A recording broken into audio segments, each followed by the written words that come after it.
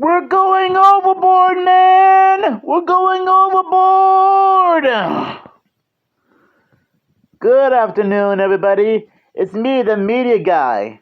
And yes, as you saw from the title and thumbnail of this video, I'm gonna be doing a revisited edition of The Perfect Storm on VHS. And if you guys remembered, I previously covered the movie for the first time on DVD, and still liked it. But since I somehow found a VHS copy of this movie a couple of days ago, when I went downtown for my usual walk, and I just went to one of the antique stores to see this, I just figured, why not do a revisit edition review? So if you guys saw my first review of this movie, which I might leave a link down in the description below, you pretty much know everything about this movie at this point. Which again, you would have saw my original review to get an idea. But just in case you need a quick recap on what The Perfect Storm is about, which to be fair, I don't blame you for having a quick reminder. Atlantic swells form 100-foot walls. Wind shrieks at a maxed out force 12.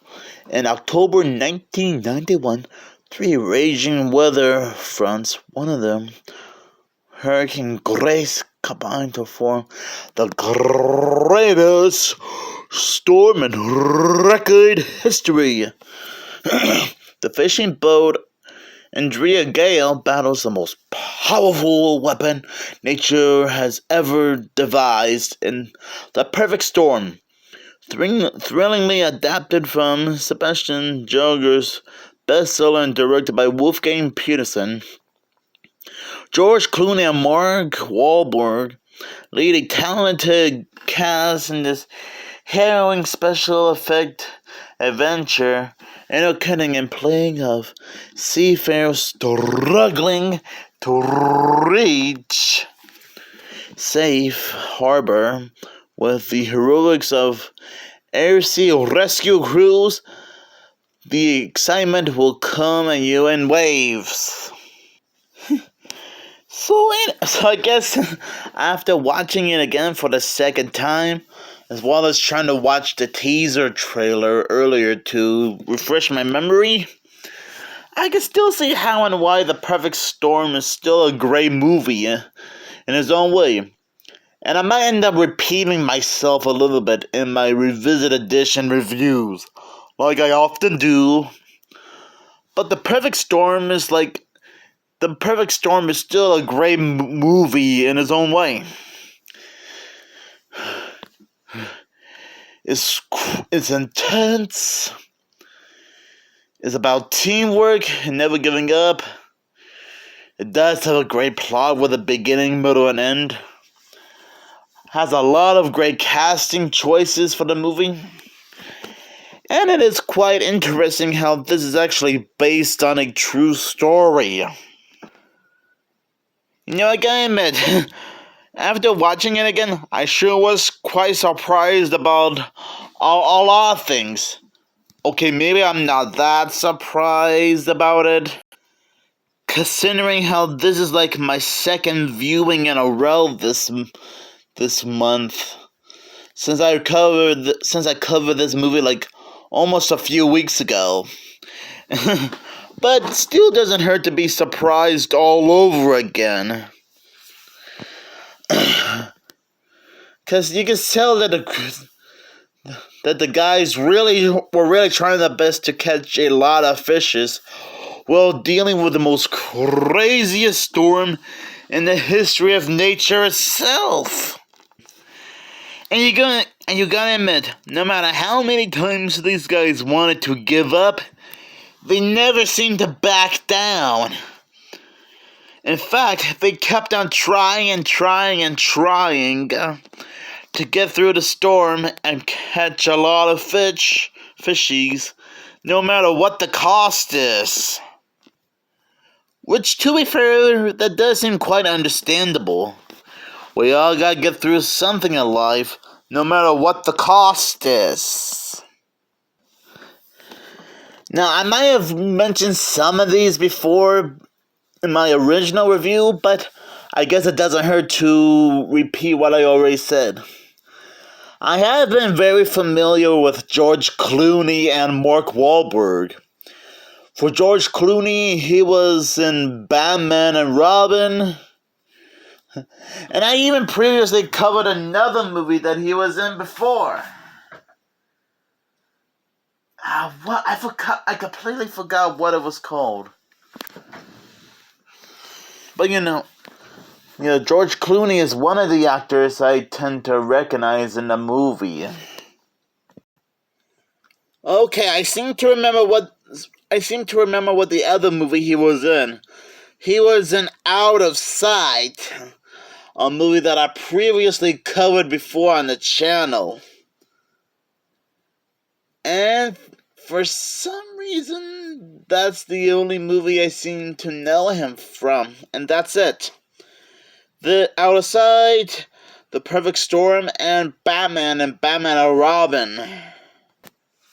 As for Mark Wahlberg, I might have mentioned this before in my original review of The Perfect Storm, but he was the voice of Brian Crown, aka the new Blue Falcon, in the movie Scoob, which I still think is very underrated and misunderstood. And I know that he was involved in the 10 movies, also starring Seth MacFarlane. And that's pretty much it, I guess. I know that there was also another recognizable actor named Mr.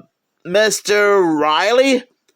He was the voice of Wreck-It Ralph in, the Wreck-It Ralph movies of the same name, since I assume that's what most people would know him from. And that's pretty much it. I do like how when the guys were trying to catch some sharks in the storm, they accidentally reeled up a shark, and it accidentally bit one of them in the leg, mainly Mr. Riley's right leg. I might have mentioned this before in my original review, and I'll still bring it up again. Holy dang, I did laugh a little bit. I mean, I know the shark probably looked fake in the movie, and the filmmakers probably couldn't even find a real, actual shark, considering how it's probably illegal to capture and keep one. But still, I might have mentioned this before in my original review. And man, it probably looked pretty painful to have parts of you get bitten by a shark. I mean, I don't know what that's like in real life because, I never actually I never actually tried to capture an actual shark because I'm no jackass. And pardon the language. But even if I did, it probably would have been one painful experience. And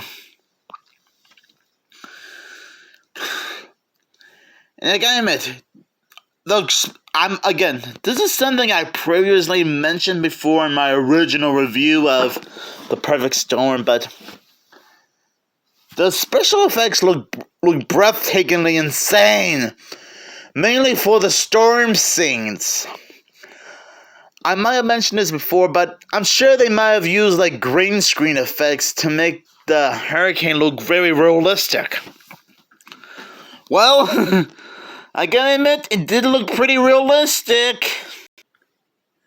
It must have taken them a couple of tries to make the storm scenes look realistic.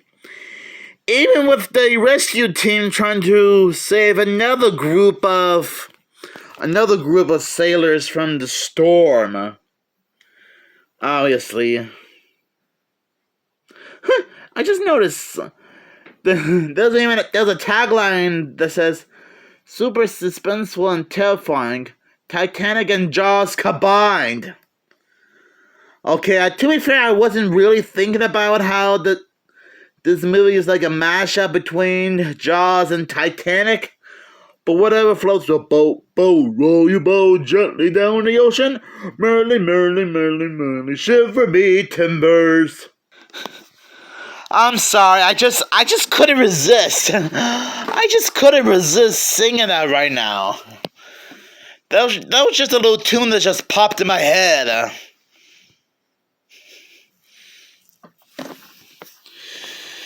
I did get a little bit upset when the guys sadly didn't make it through the storm, which is kind of a shame because it looked like they were really trying their best to survive. But at the end, they did come so close. They did come very, very, very close to survive the storm. And even if it didn't work out very well, at least they died as brave heroes. And I can totally respect that. Now, I'm sure some of you guys watching this Revisit Edition review of The Perfect Storm, as well as my original review, can relate to the characters in the movie. Since some of you might have experienced this before, or at least had some friends or family members who might have gone through something similar like this before. Whether this happened like decades ago or right now as we speak. But anyways, I'm actually glad I decided to do like a Revisit Edition review of The Perfect Storm and rewatch it again for the second time.